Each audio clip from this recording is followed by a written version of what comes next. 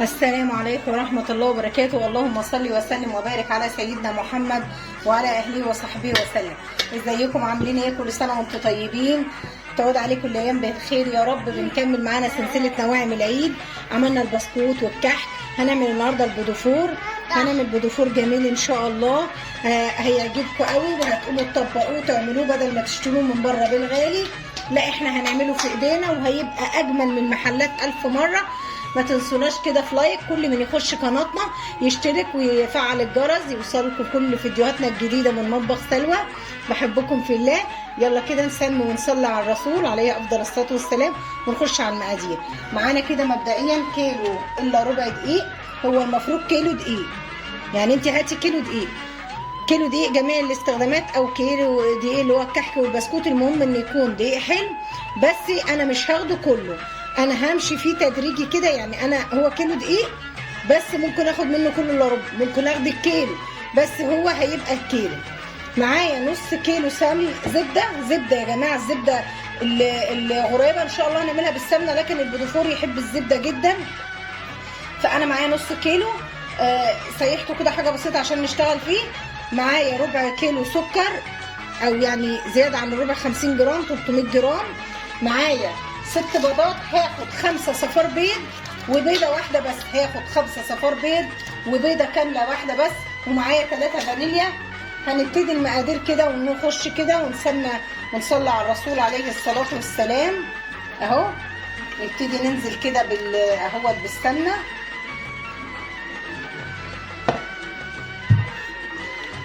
هضرب فيها شويه وبعد كده هقوم ضيفه لها السكر، بس عشان صوت الصوت هرجع تاني معاكم. هضربها بس 5 دقايق وارجع تاني. انا ضربتها يا دوبك بس حاجه بسيطه. هبتدي انزل بالسكر واحده واحده كده واحنا بنضرب. السكر يا جماعه محلاه، لازم السكر يكون بودر ويتنخل عشان اي تكتلات فيه او حبيبات لما بتنخليه يبقى احسن حاجه.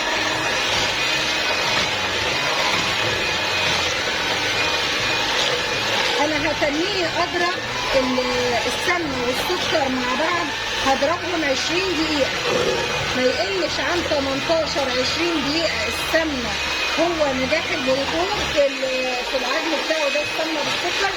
وارجع معاكم تاني نشوف الخطوه اللي بعد كده. ما تنسوناش في لايك، اللي بيتفرج علينا لغايه دلوقتي يحط اللايك الجميل بتاعه. ورجعت لكم تاني كده بعد. بصوا بقى ضربته اهو زي ما انتم شايفين كده اهوت، زي ما يكون الكريمي كده. طبعا لسه ما خلصناش. البيضه ادي 5 صفار وبيضه كامله. هبتدي انزل بيهم واحده واحده. ثانيه واحده يا مصطفى، دي واحده. هبتدي انزل واحده واحده. اهم حاجه المرحله دي اهم حاجه ان احنا نطير بيضه بيضه كده اهو، ما ننزلش بالبيض كله، واحده واحده. وطبعا معايا الفانيليا هنزل بيها.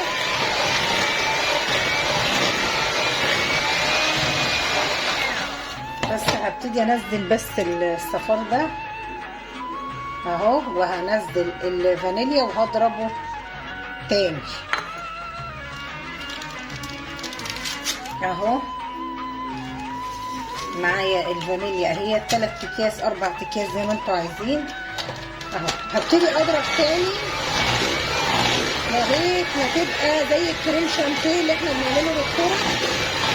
هتنيني اضرب كمان شويه وارجع معاكم تاني عشان صوت النار. ورجعت لكم تاني كده بعد ما ضربتها كده. يعني بصوا انا قعدت اضرب فيها يعني 20 دقيقه اهو، زي ما انتم شايفين كده كريمه خالص زي اهي. هنبتدي ننزل بالدقيق واحده واحده. وبصوا بقى احنا الدقيق يا جماعه ما بنعجنش، احنا ما بنعجنش، بنجيب برضو من فوق لتحت ونشوف هناخد الدقيق كله ولا لا. طبعا بودفور القمع غير بودفور المكنه. بودفور القمع انا هعمل بالقمع النهارده فبيبقى لين شويه. المكنه بنزود له نص كوبايه دقيق. انا ببتدي اهو زي ما انتم شايفين كده، يعني انا يعني مش عشان بس انا ما احطش الدقيق مره واحده واجي بعد كده ازود له اي حاجه تاني يبوظ مني، لا انا منزل بالدقيق واحده واحده احسن منزل بالدقيق مره واحده واجي ازود له تاني سمنه بيض، لا هيبوظ منك. احنا نمشي مقاديرنا صح، وبعد كده نزود الدقيق شويه شويه.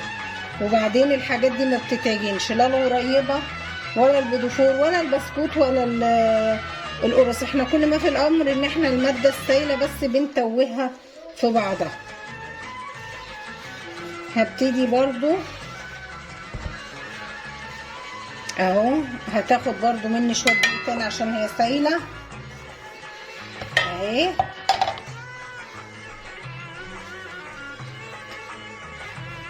اهو انا هوريكم قوامها في الاخر، بس عشان البودفور فيه خطوات كتير لسه معانا، فانا مش عايزه اطول عليكم بس الفيديو عن كده. هو شكلها انا مش هاخد دقيق تاني اهو، انا هلمها بقى، هي مش هتاخد دقيق تاني لان ده قمع. لو مكنه بقول لكم هناخد شويه كمان، لكن ده قمع، يعني هاخد بس الشويه دول وخلاص. بس يبقى احنا كده خدنا كيلو الا ربع الدقيق، تمام كده. هنزل بقى فيها بايدي بس اظبطها والمها وارجع تاني معاكم اوريهم القوام بتاعها ايه. ورجعت معاكم تاني. طبعا ادي العجينه اهي، حطيتها في اكياس حلواني عندي كده كده، بتضمن ان الحاجه يعني ما تتبهدلش. بدل ما تحطيها في الكيس الحلواني على طول وتيجي لو هتغيري من بلبله لبلبله وتعملي اشكال هتبهدل الدنيا. انما انا عملتها في الكيسه كده، او ممكن ما عندكيش كيس حلواني، كيس ثلاجه قطعيه حطي فيه حته العجينه ولفيه، وبعد كده نحطه في الكيس السيليكون او كيس القماش. الكيس لو انت هتعملي بكيس الحلواني اللي هو استخدام مره واحده ما افضلش في البودفور لان ممكن يطق منك ويبقاش حلو. طبعا اللي هتقولوا لي عملت الكاكاو ازاي، خدت حته صغيره قد كده وجبت معلقتين كاكاو اسباني ومعلقه سمنه سايحه وضربتهم مع بعض، وقمت حاطه فيهم العجنه حته العجينه وقلبتها بحيث ان يبقى عندنا الشكل ده وشكل. انا عندي ده بودفور، ده القمع ده بتاع البودفور، ده معروف بتاع بلح الشام والبودفور. وكنت لقيت ده جبته برده لقيته شبيه هجربه. ولو ده عندك يعني الاقماع كلها على فكره، وده زيه بس صغير، هنجرب بالاقماع. بس انا طبعا هعمل اللي هو ايه اللي انا عامله بيه السنه اللي فاتت. السنه اللي فاتت والله عملت الفيديوهات، عملت فيديو الغريبه والبودفور، وكانوا فيديوهات روعه وجميله جميله جميله.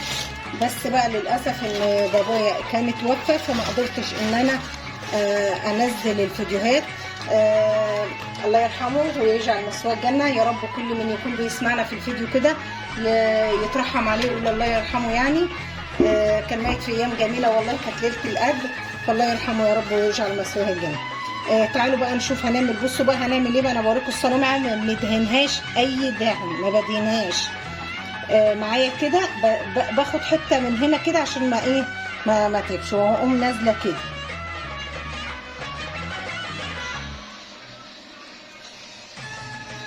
اهي هي كده.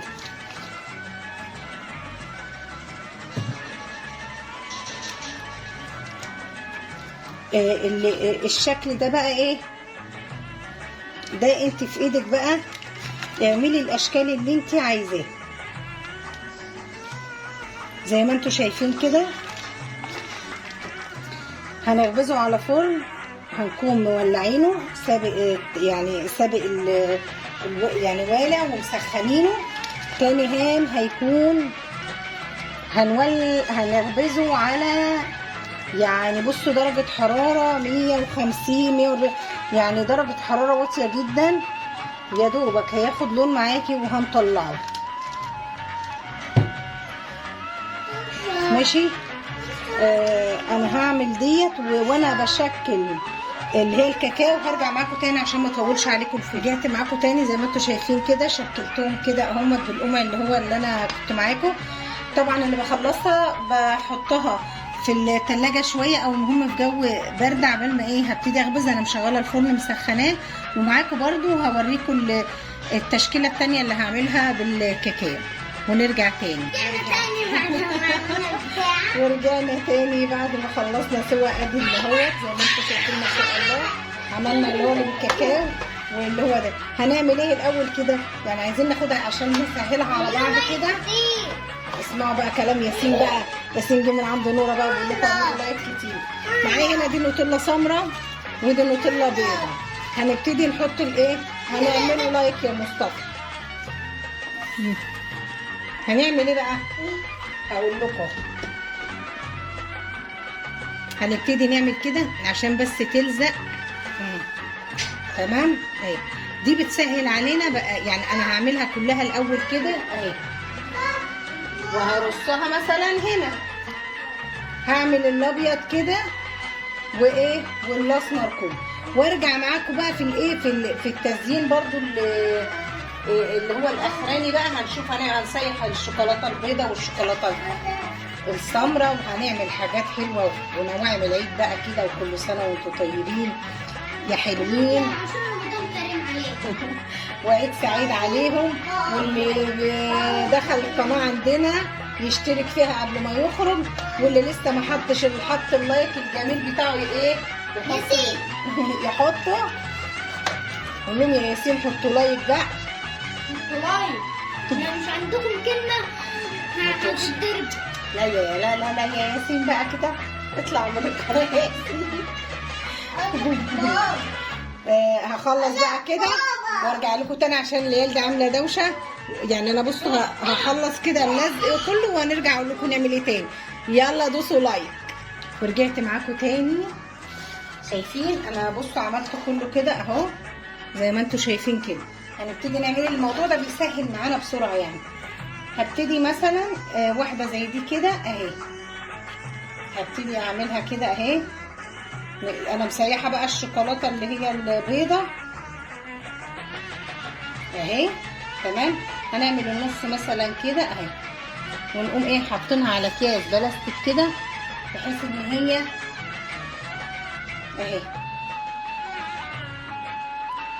عشان بس ان هي ايه ما ينفعش نحطها كده اهي عشان تمشي معانا اللي هو الفستق الكداب اهو.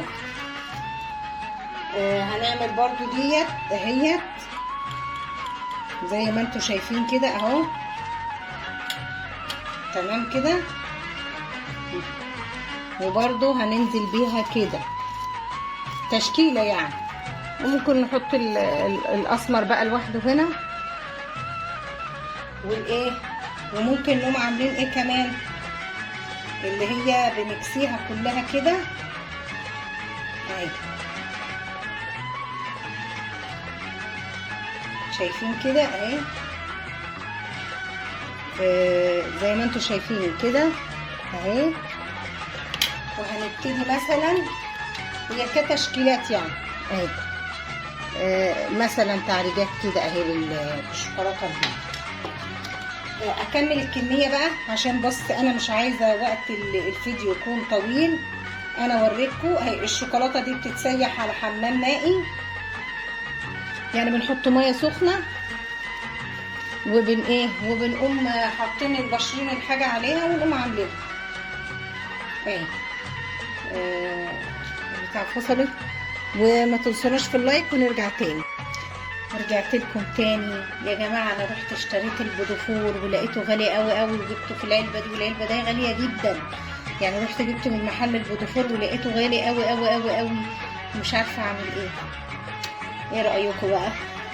ايه رايكم في الجمال؟ ايه رايكم في شكل العلبه الجميله دي؟ طبعا انا جبتها قلت اعبي فيها البودوفور، وجايبه برضو قريبه شكلها شيك. عايزه اوريكم بقى التحفه الفنيه دي. ايه رايكم بقى في الجمال ده؟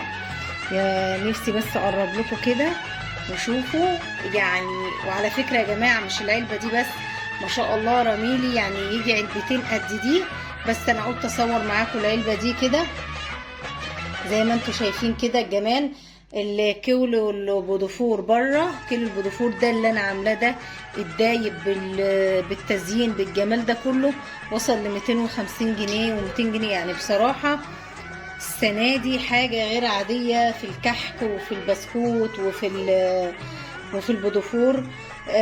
بوريكم ازاي احنا ممكن بأقل التكاليف نعمل الحاجات دي في البيت. ماشي، انا خدت كيلو الا ربع دقيق ونص زبده وربع سكر وعملنا البيض. جينا في التزيين جبت ربع شوكولاته خام سمره وربع شوكولاته بيضه وشويه شوكولاته اللي هي في المصيلو ديت، واللي هو الفستق الكداب يعني سوداني، وطحناه وعاملاه اللي انا عملت معاكم بيه الكنافه. حاضر يا مصطفى. فطبعا زي ما انتم شايفين انا كنت بس بوريكم الكاميرا. عملنا الحاجات دي وطلعت يعني انا الشغل اللي انا عملته النهارده كده طلع لي 3 علب بقى من دي، 3 علب والله. شوفوا العلبه هتيجي كام. وعلى فكره هوزنه، انا كنت مسفره. ماشي يا حبيبي. انا كنت مسفره العلبه، عايزه اشوف بس العلبه دي كام لاجل هوزن برضو الباقيين.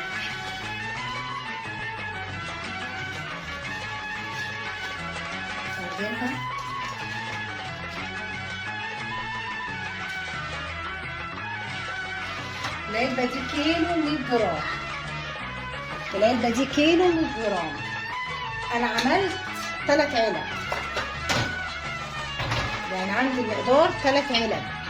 اضربي بقى الكيلو البيض النهارده شوفي بكام يا ستي. مش هقول 200 ب 150، مع انه والله ما في 150. انا سائله وكل اللي هم عاملين جروبات وبيبيعوا الكيلو البيض ب 200 و 250 اللي هو متزين.